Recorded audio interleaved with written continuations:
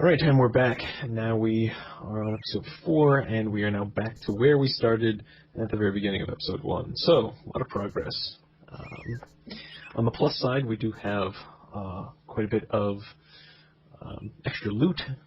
So we are loaded down with plenty of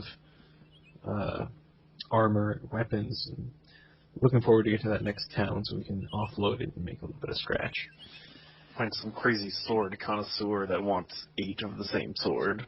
Hey, well, markets, in small fantasy towns like this are, they're probably hit up for supplies quite a bit. So if we just show up as a wholesaler and say, look, how about 30 crap swords? They'll jump all over Obviously, it. Bumblefuck Nowhere has tons of money from all the industry happening in the 3 houses in town. Well, maybe the kingdom keeps them afloat? Let's interrupt that economic discussion with... Maybe the cache of puzzle chests everywhere that keep replenishing themselves. Speaking of puzzle chests... For any asshole that walks on by.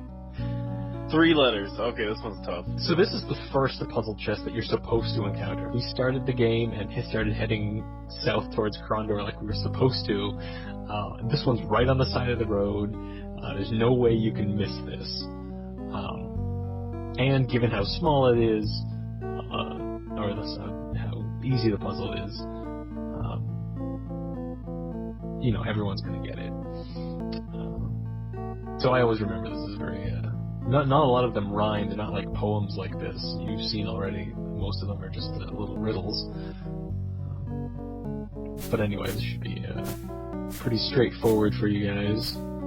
Or if it's not, there's only 4 to 3 combinations, right? Something like that. Well, how many letters are there in each spindle? 4. So yeah, it would be 64. Die. I was thinking it was run before you started going through the letters. I apologize. Alright, we might be... Who's he scowling at? Because, like, you as the mysterious controller gives him the sword. And he's like, he scowls, and he's like, there's not enough room for that. Who is he talking to? Is he talking to himself? He's probably talking to himself. Well, Like, you've never scowled... pick up the sword, and it'll be like, oh, I can't fit this sword in my bag that I already knew was full. I don't know, I've done that with all the swords I pick up. A little bit of Another nice bit of voice acting. Yeah, you heard that? That was nice.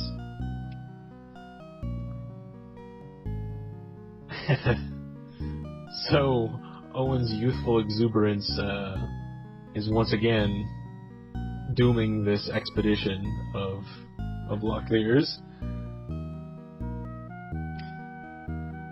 Obviously, a big difference from Gorath's name is Thorgath. That's a complete different name. Like, no one will expect it. Like Christopher is to Chris. Obviously, Gorath and Thorgath have nothing to do with each other.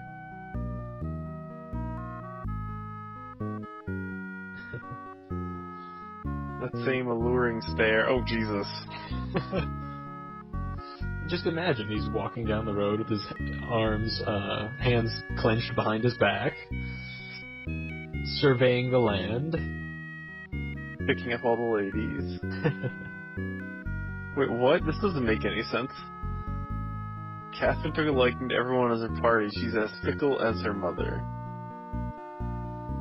I guess that doesn't make sense. I'm glad you worked it out. Yeah, my grasp on English is strong. I mean, why are they taking this route home? I guess is he doing the whole big loop? Yeah, because he went to his aunt's before. Yeah. And, Thorgath. and his elf friend, Thorgath. You know, that is an awful name. I mean, they agreed upon this prior to his, walking up to this guy. It's like, no, here's our story. Thorgath.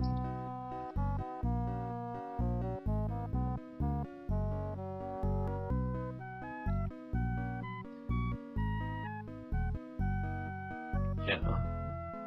And so we could just say, you know what? Sod off. None of your business. I'm in a rush. But no, we have to make up this ridiculous story.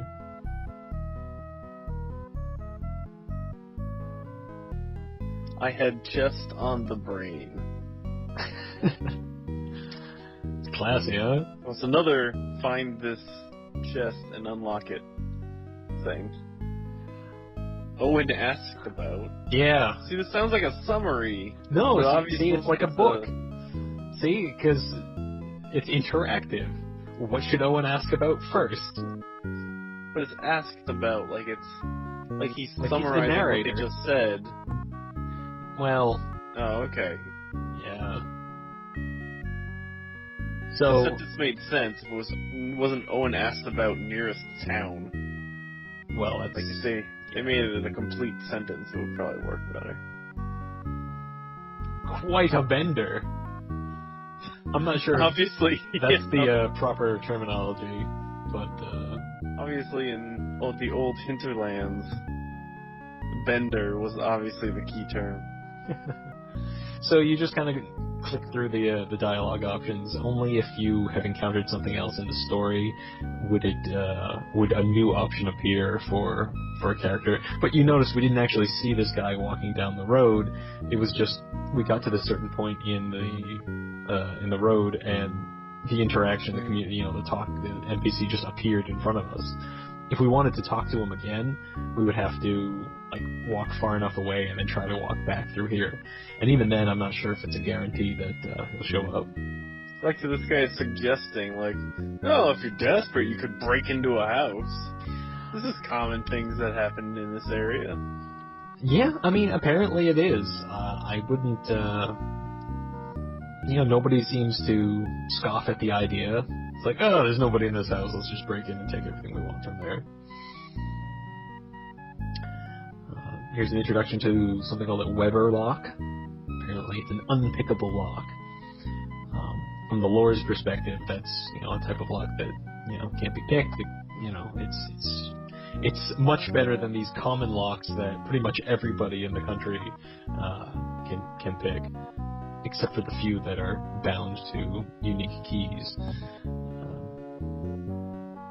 So that'll come up later, much later in the game. I've lost something. See, but then he follows it up with this by saying, I lost something. But don't worry, it'll probably still be there. From the game's perspective, it's saying if you put an item in a chest or in a house, or you can even drop items on the ground, there's a good chance that will remain, if you come back to it later. There's not a lot of cases where you need to do that. But from the lore's perspective, why would that be the case? If people are breaking into, houses, abandoned houses, picking the locks and whatever, why should stuff remain afterwards?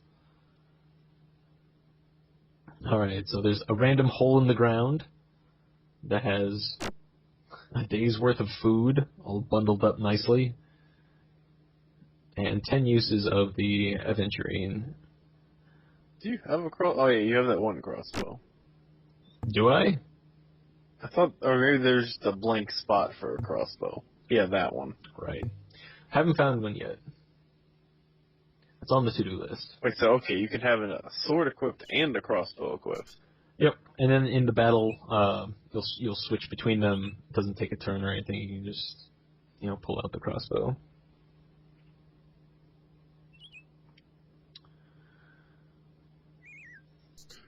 See the lovely doom trees, single-sided.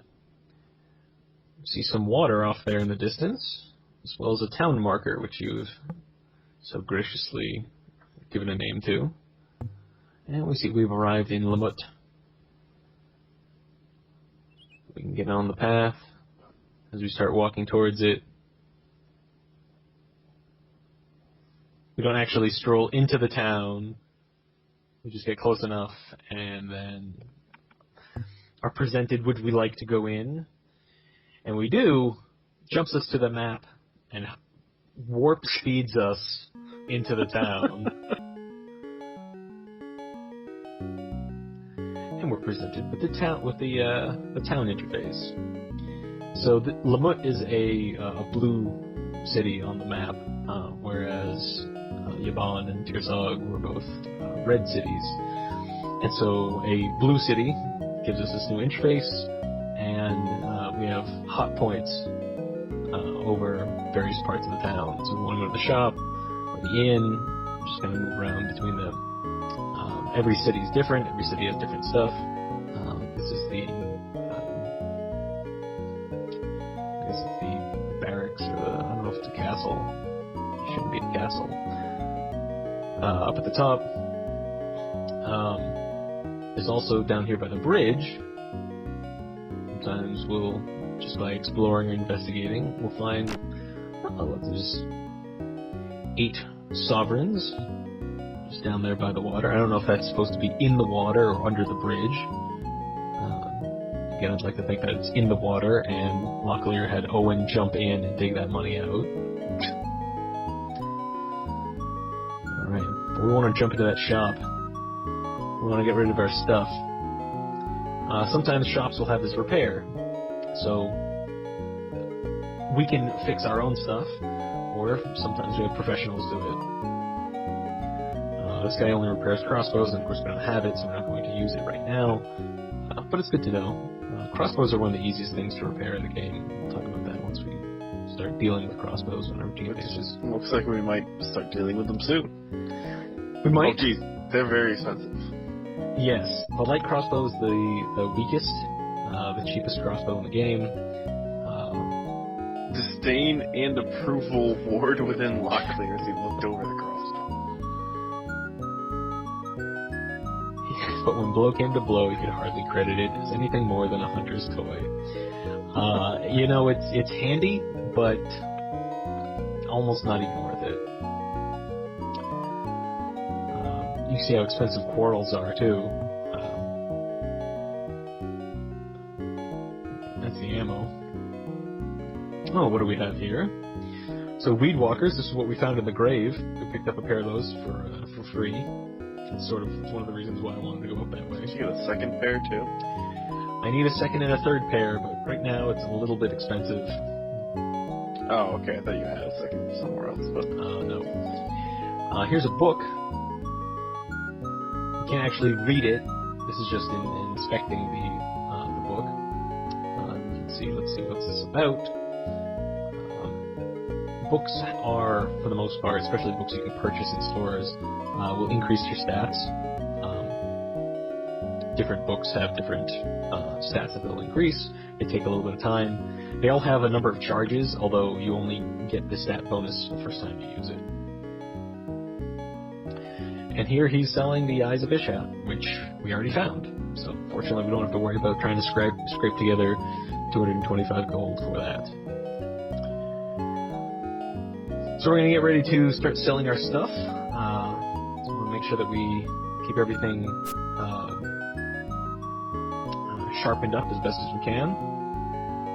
We can actually sharpen that one. Because you'll get a lot more for a sharpened item than for one that's not. Plus you get the improved skill. So we get about 3 or 4 sovereigns for each of those swords.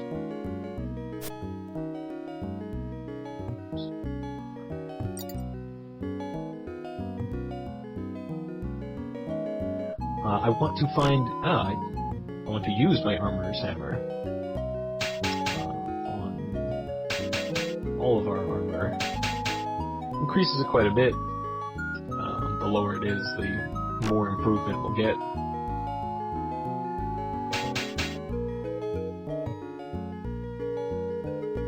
We're going to need a 56 one. but even a 56% will sell for more than any of the swords. So that's a pretty good deal. I really don't need more than the one set of armor for what everybody has, but it can't really hurt to have a backup.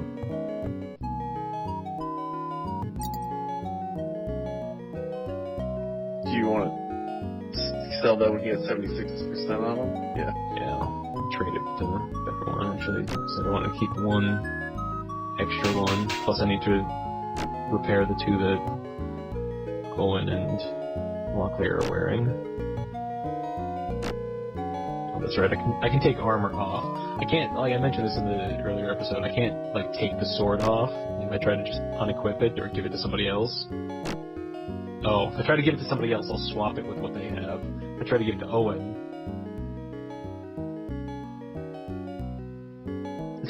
since we can't swap with Owen's So staff. dramatic. What this would be just unequipping it, and so he would have nothing, therefore he couldn't fight and the game would break, so that's why we can't just take it off completely. Alright, so now we've got... Did I repair this one? I can't remember. I don't think so. Oh no, you did.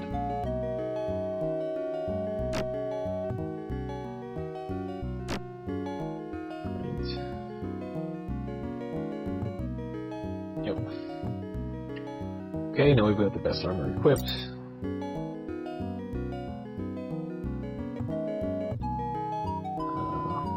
Keeping... more swords.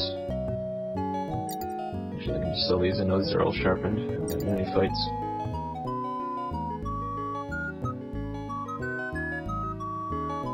Before the... this is interesting. So, the shopkeeper in this town is not going to purchase this Moradel filth off of us. Or rather, it's really elfish equipment. Caters only in human stuff. Sometimes, I don't know if he's... there might be some comment about whether he's racist or whatever, but he's got an elven crossbow, and he sells Tirani as another type of, or another race that came from another world through a rift or a device that was built by magicians. So now they're present on Midkemia, which is the name of this planet. So he's got, he sells all this stuff, but he won't buy that equipment from us, which is unfortunate, but we'll hang on to it until, in the meantime. But I'll sell this other one then. Actually, is that better than this one?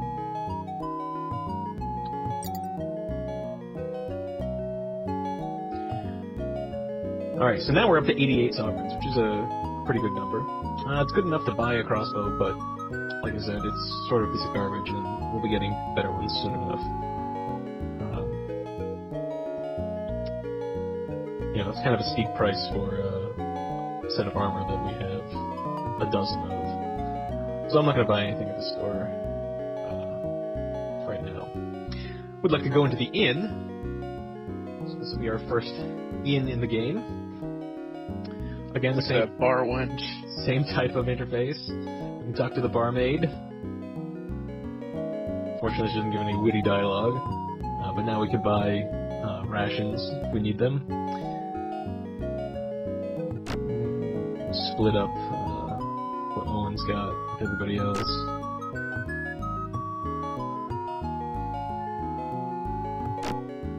You gotta give them all to one person and then... Yeah, split them. I'm realizing that. Actually, they're grouped in bundles of 14. Okay, 6, 13, and 4. I'll just give him 3 and 2. Or even. Buy some more rations. I was gonna say, now you're gonna buy some more and throw your calculations off anyway. Yeah. So anyway, finally, a haggling attempt works. So you get a little bit of different text. And it's approximately 6 royals cheaper. Well, that's fine. Any amount will work. Now, the rations are set up so that the 14 pack is twice as much as the 7 pack. But usually when you haggle, it's only for that one item. So if I want it back in Zog, if I wanted to haggle both the shovel and the armorer's hammer, I would have to do them separately. So any of the characters that have the text over them is like a real interaction. Some guys will just be this little hand on them. This just has a tiny little bit of flavor text down at the bottom. Usually it's somebody in a tavern that doesn't want to be talked to.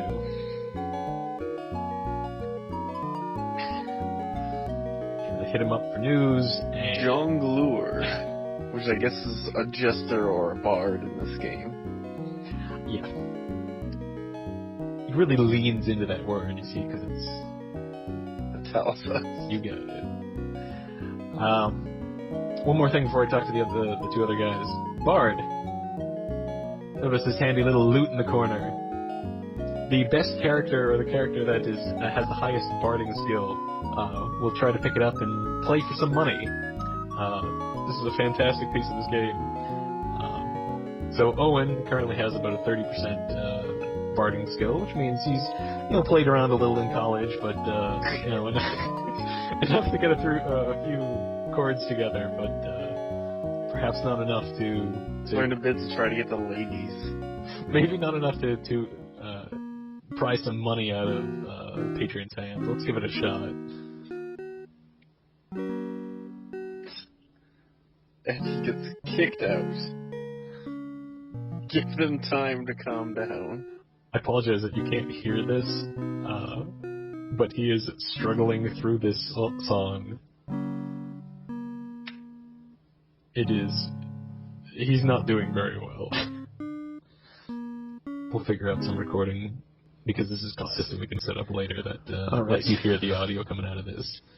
Well, we got kicked out. But that's fine.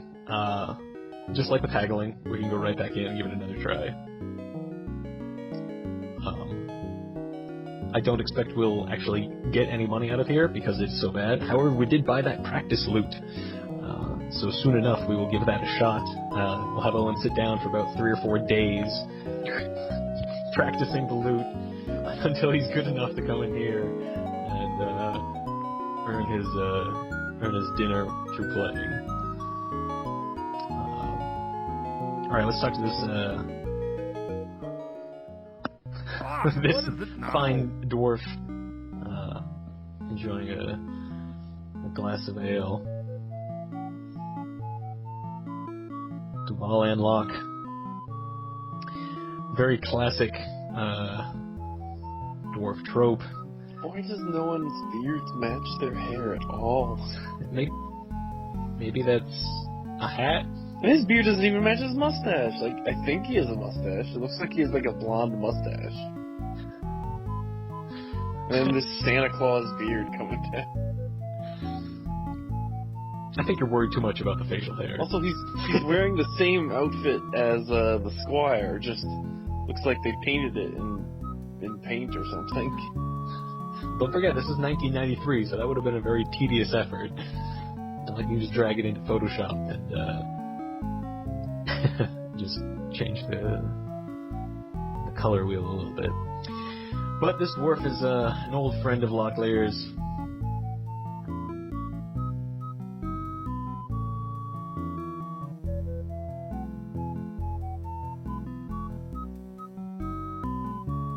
Providing a little bit of insight to us about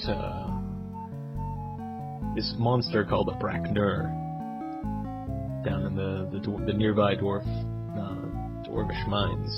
Suddenly the game has gone very Scottish. Yeah, like I said, that's what a dwarf was in old school fantasy. So he's not initiating a quest, he's sort of just letting us know.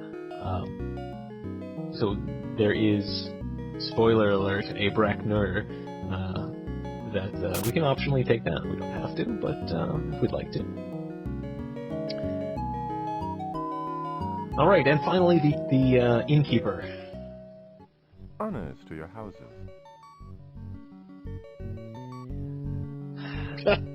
Sumani He is a pimp.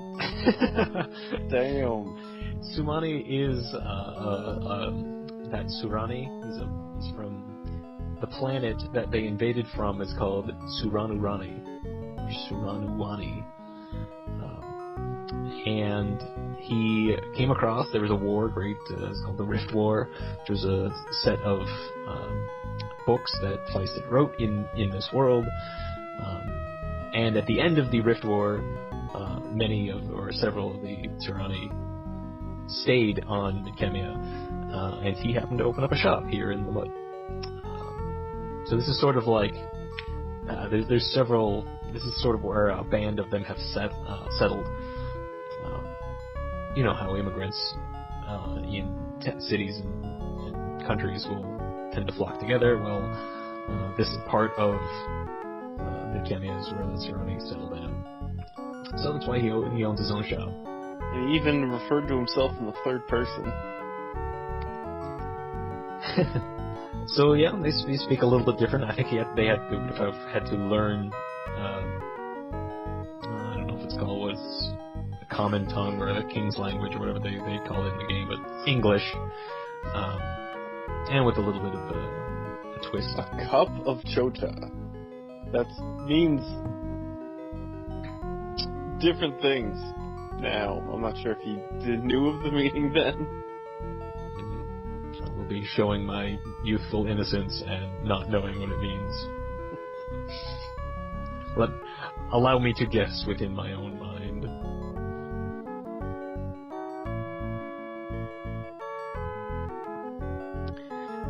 So the world of the Surani is roughly based on Eastern Japanese Japanese culture, just like the dwarves are based off of, or at least speak with Scottish accents. I don't suppose they have the same history or lore. There we go, that's pretty clear there. Locklear is based on the gay bars of San Francisco with that mustache.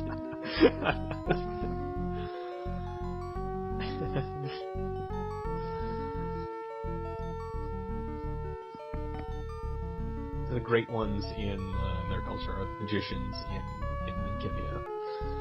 So we can get a little bit more history about the Rift War.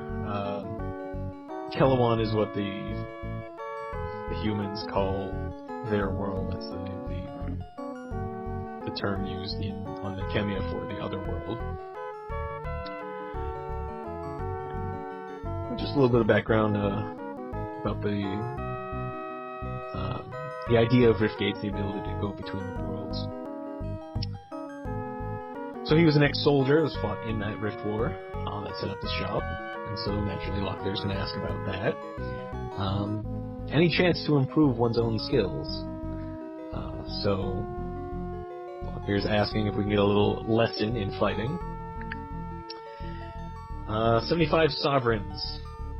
While that is something we would like to do, we do not have the scratch on us. No, we do, but you won't spend it now.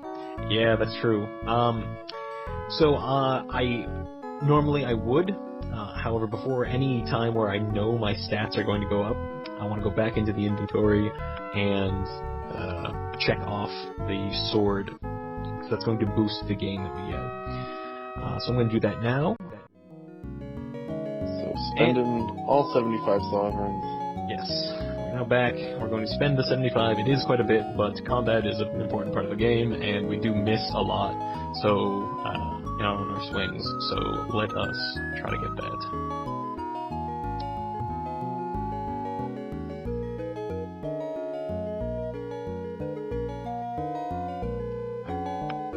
Okay, so you actually have to go fight him.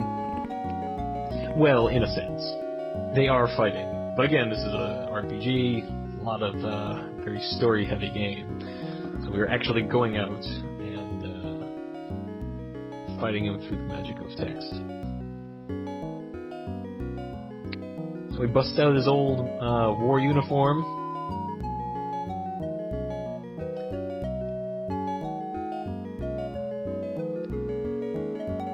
And turns out he can kick our ass.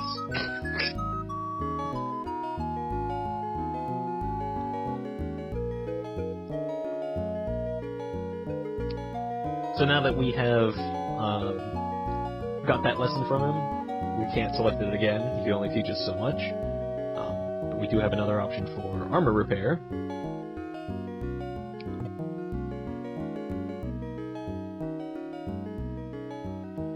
Here we are led to the dwarves in the nearby mine. The mine is called the Macmordain Canal.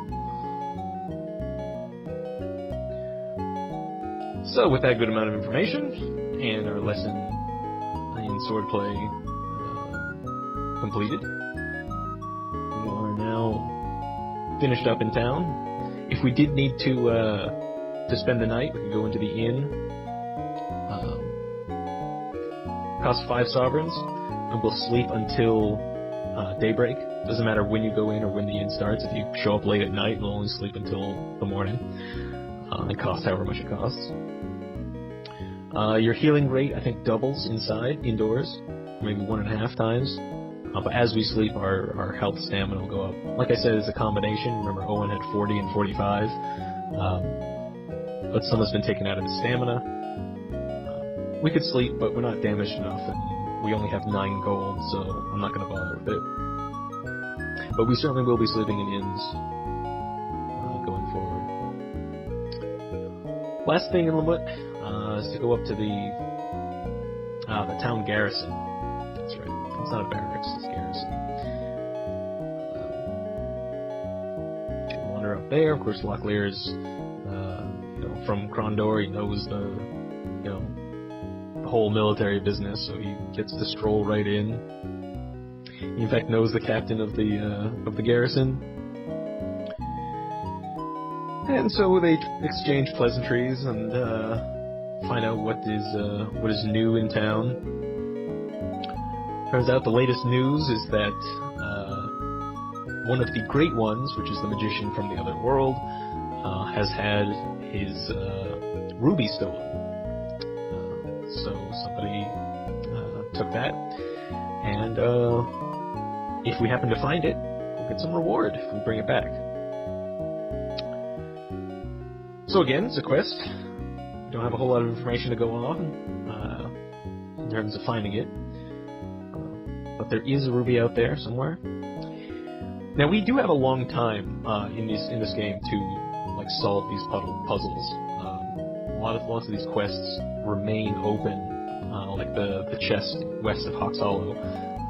I think we can solve that as late as chapter 6, which is way in the future. But by then, we may not need the rewards. So we're pretty much done. We've sold everything we can. We've got some lessons. Let's see what the results are of our swordplay. So when more than one character's abilities increase, it just says the party. And so we can go into the inventory here now and see defense and our accuracy melee has gone up for all 3 characters. See, I've highlighted, during the break, I highlighted the accuracy melee. I think it's the most important skill. You get a 50% bonus anytime it goes up. Say it was going to go up 5%, and we just checked this one off, it would have gone up 7.5%. If we checked off 2 and they were both supposed to go up 5%, then they would both go up 6.25%. If you checked off 3, you half the bonus each time. So that's why I said that it's definitely diminishing returns there.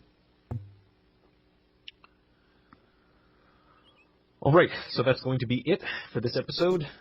We wandered down through LaMut, gotten some upgrades. We are going to continue now in the next episode, going a little bit farther south, and onwards towards Krondor.